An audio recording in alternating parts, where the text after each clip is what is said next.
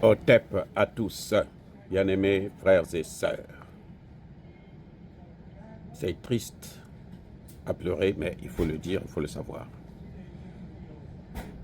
La ville de Goma n'est pas tombée. En tout cas, pas au moment où je suis en train de vous parler. Il doit être, nous ajoutons 5 heures, 2 plus 5, 6, ça fait, il doit être 18 heures ou 19 heures à Goma. La ville n'est pas tombée.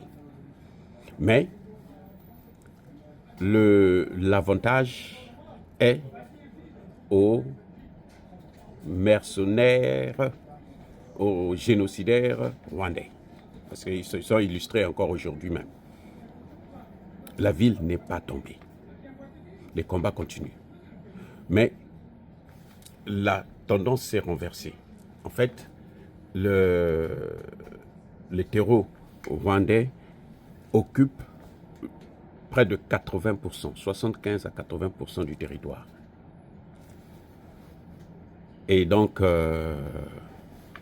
c'est un peu difficile, c'est triste de le savoir. Maintenant, comment on en est arrivé là? En fait, c'est encore ce que nous disons depuis très longtemps, la trahison et la haute, très haute trahison. Je pense qu'à un moment donné, on sera même obligé de suspecter le président de la République lui-même d'être à l'origine de tout ce carnage-là. Tous les officiers supérieurs qui étaient sur le front de Goma ont fait des défections en dehors d'un capitaine et d'un major. Je vous ai parlé de ça déjà. Tous, ils ont fait défection. Ils se sont retirés. Ils ont dit aux jeunes, certains qui venaient d'être recrutés, qui n'ont pas l'expérience de combat, que nous allons en réunion. Ils sont allés, en fait, ils partaient. Avec la complicité de la MONUSCO. C'est la MONUSCO d'ailleurs qui les a transportés jusqu'à au sud du pays, au sud du Kivu. Et ils ne sont, au moment où je vous parle, ils ne sont même pas au sud du Kivu, ils sont sortis du Congo. Donc probablement, ils sont allés vers le Rwanda, ou bien ils sont allés en Ouganda, ou dans d'autres pays. Ces gens, en fait, la plupart de ces officiers, c'était des gens qui avaient reçu un appel de Joseph Kabila pour servir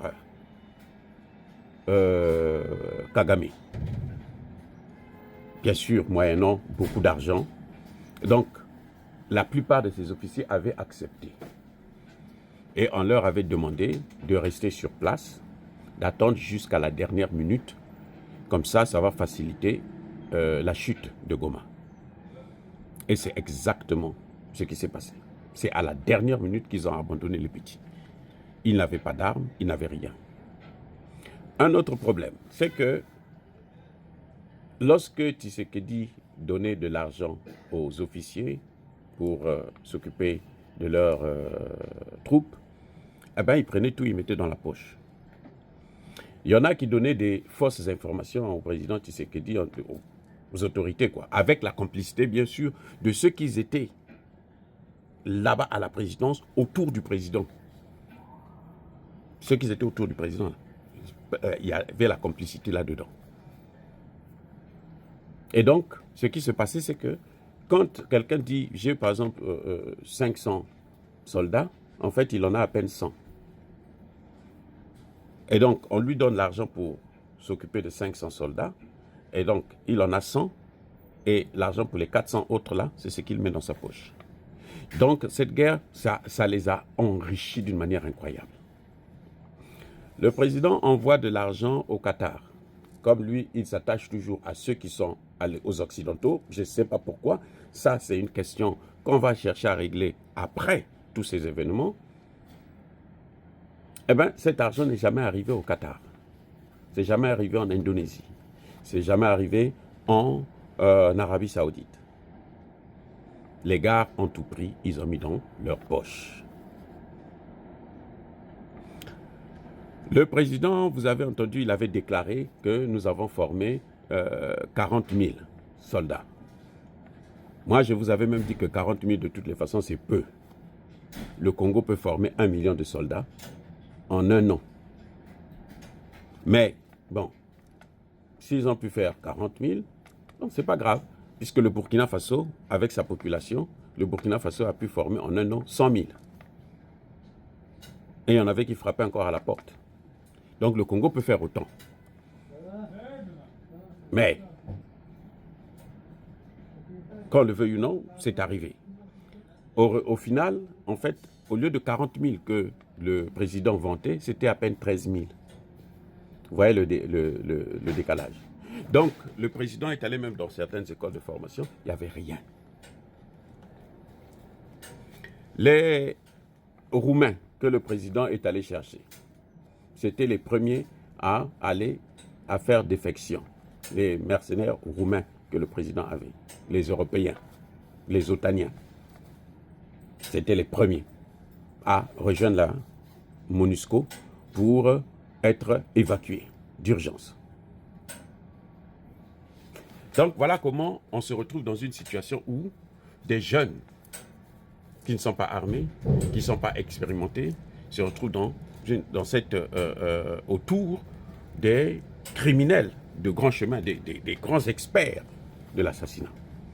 Maintenant, les Rwandais rentrent à Goma, ils prennent certains Congolais, leur demandent de donner les armes. Ils ont donné les armes et tout.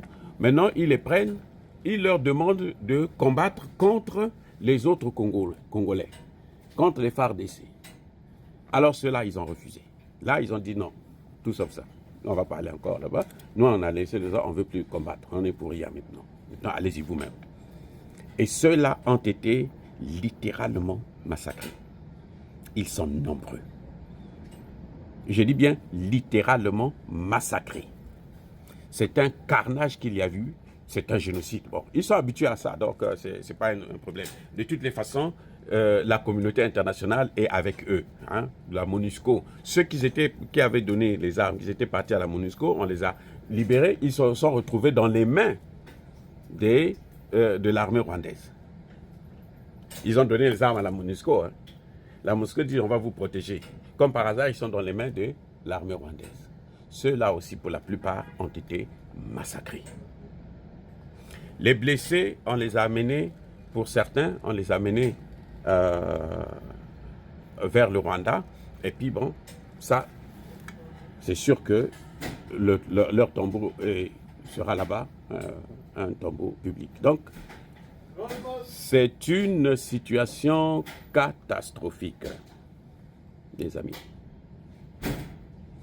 Et donc, mais il y a encore un petit groupe qui sont en train de résister, toujours dans Goma.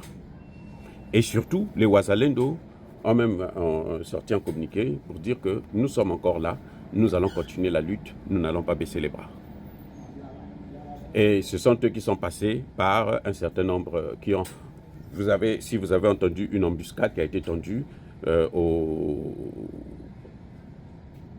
terreau rwandais, eh ben, 17 ont été neutralisés dans le sud de Goma, aujourd'hui. Les Rwandais, ce matin, ce qu'ils ont fait, c'est qu'ils passaient de maison en maison pour neutraliser tous les hommes. Tout ce qui est homme, on devrait les neutraliser.